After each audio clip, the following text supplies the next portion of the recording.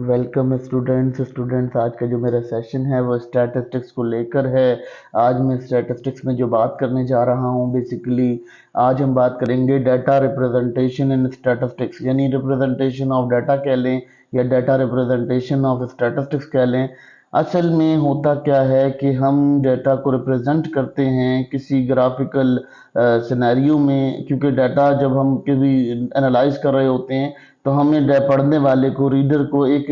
नज़र में, एक साइट में अपने डाटा की इंटरप्रिटेशन देनी होती है। तो हम उस इंटरप्रिटेशन के लिए क्या करते हैं, हम ग्राफिकली इसको रिप्रेजेंट करते हैं, क्योंकि उससे हमें क्या होता है, उससे हमारा जो रीडर होता है, जो हमारे थीसिस को, थ्योरीज को पढ़ रहा होता है, उसे ऑटोमेटिकली पता चल जाता है कि हाँ, ये जो चीज़ बच्चे ने लिखी है या ये जो काम हमने परफॉर्म किया है या ये प्रॉब्लम जो हमने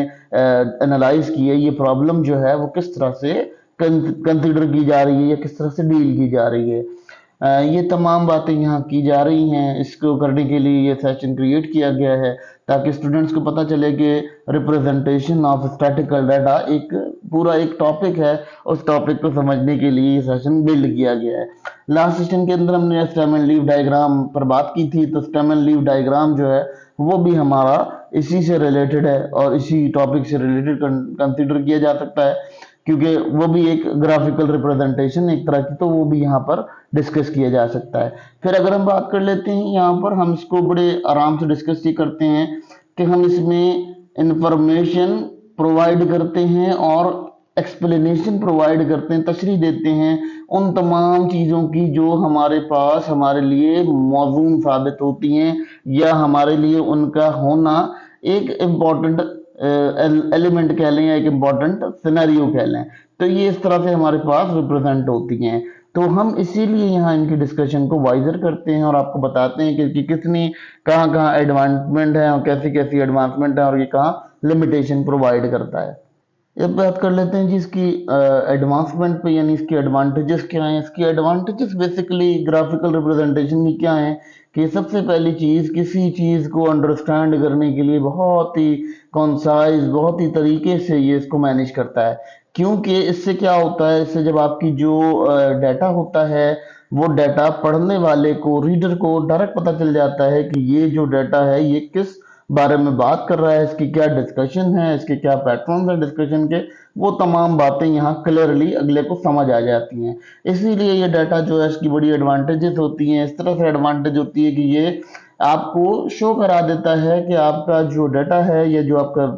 क्रिएटर है उसने ये किस तरह से क्रिएट किया है या इसकी क्रिएशन कैसे हुई है। फिर दूसरी बात कर लेते हैं जी, वो पैटर्न रिकॉग्निशन, यानी आपके जो पैटर्न्स होते हैं, जो स्टैटिकल टेक्निक्स लगा रहे हो, जो टेक्निक्स आप इस्तेमाल कर रहे हो, उन टेक्निक्स के जो पैटर्न्स होते हैं उनको भी वाज़ेह करने के लिए ये बहुत ज़्यादा मददगार साबित होता है। क्योंकि इससे क्या होता है, इससे एक कंसाइजन बंदे की बन जाती है आपके डॉक्यूमेंट्स के ऊपर। आपकी जो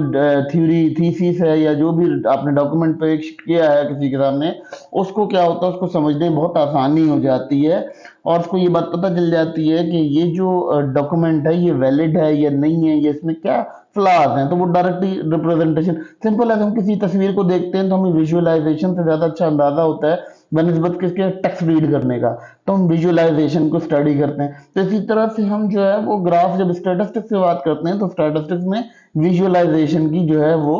डीलिंग को हम ज़्यादा सुनते हैं और समझते हैं।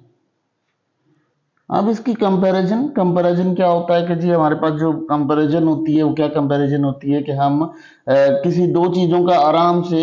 मुआवजा कर सकते हैं, हमें मुआवजा करने में आसानी हो जाती है, हमें कम्युनिकेशन करने में आसानी हो जाती है। हम किसी शख्स से, देखें हम क्या होता है असल में, जब हम कोई स्टैटिकल डाटा दे रहे होते हैं तो हम वहाँ मौजूद नहीं होते, तो जो रीडर होता है वो हमसे उसी डाटा के अकॉर्डिंग ही कम्युनिकेट कर रहा होता है, तो उसकी जो कम्युनिकेशन होती है वो आसान हो जाती है। फिर कंपैरिजन करने में कैसे आसानी हो जाती है कि उस वक्त के डाटा को हम अगर अपने पुराने डाटा से देखते हैं तो हमारे पास कंपैरिजन करने में और आसानी हमें नजर आती है। वो हमारी आसानी समझ में आता है कि ये ना, ये किस तरह है, किस तरह से डील की गई है, या हमारे जो जो टेक्स्ट जिसने बनाया है ये स्टैटिकल थ्योरी, वो स्टैटिकल थ्योरी किस तरह से ड्रॉ की गई है या किसकी ड्रॉनमेंट कैसे हुई है। तो ये तमाम चीज़ें जो है यहाँ डिस्कस की जाती हैं और उसको फाइनलाइज किया जाता है। इसीलिए ये जो कंडीशन होती है, ये एडवांटेजेस होती हैं ग्राफिकल रिप्रेजेंटेशन की, कि ग्राफिकल रिप्रेजेंटेशन से आपका जो स्टैटिकल डाटा होता है बहुत ज़्यादा कंसाइज और बहुत ज़्यादा डीप अंडरस्टैंडिंग प्रोवाइड करता है आपके काम के बारे में।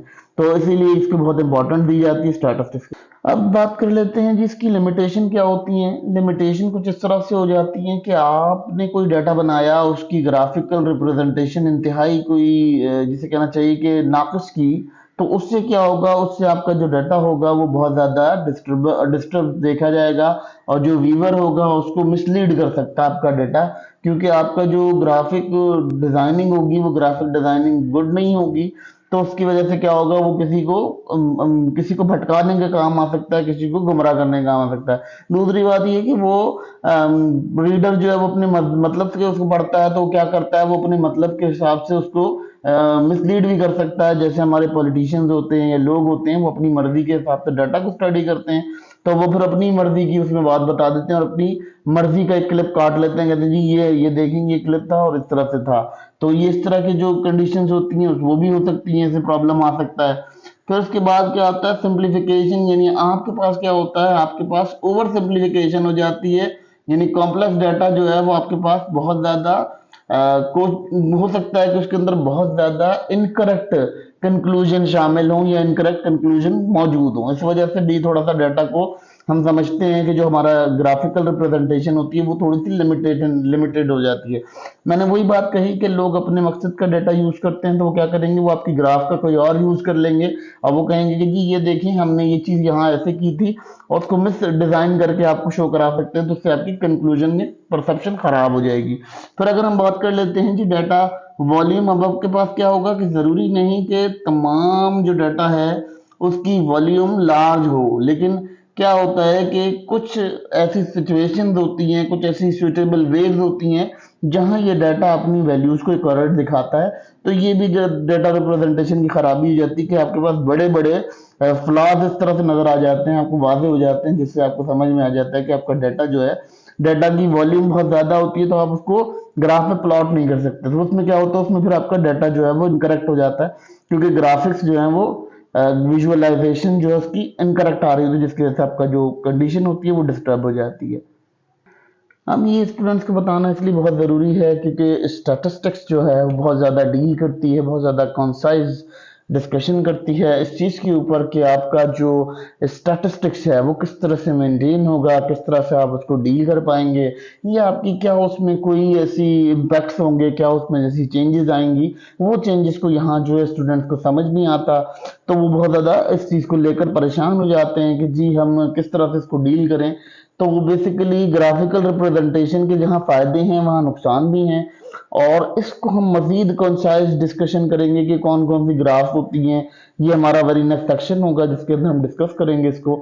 तो अभी हम ये आपको समझा सकते हैं और बता रहे हैं इस सेशन के जरिए से कि आप लोगों को ये चीज समझ आ जाए कि बेसिकली स्टैटिस्टिक्स में ग्राफ का काम क्या है, ग्राफ का रोल क्या है, ग्राफ करती क्या है। अगर आपको कभी क्वेश्चन इस तरह का कोई क्वेरीज आ जाए कि ग्राफ के काम क्या होते हैं, तो आप ऑलमोस्ट कोशिश कर सकते हैं कि आप समझा सकते हैं कि अपने एक्सटर्नल को या अपने क्वेश्चनियर को कि भाई हमारे पास जो ग्राफ की कंडीशन होती है वो इसलिए ऐसी होती है कि स्टैटिकल डाटा जो है वो ग्राफ के ऊपर गवर्न करता है, और उसकी ग्राफिक्स जो है गवर्न करने के लिए हमारे पास मौजूद होती हैं। तो ये तमाम चीजें जो है आपको डिस्कस की जा रही हैं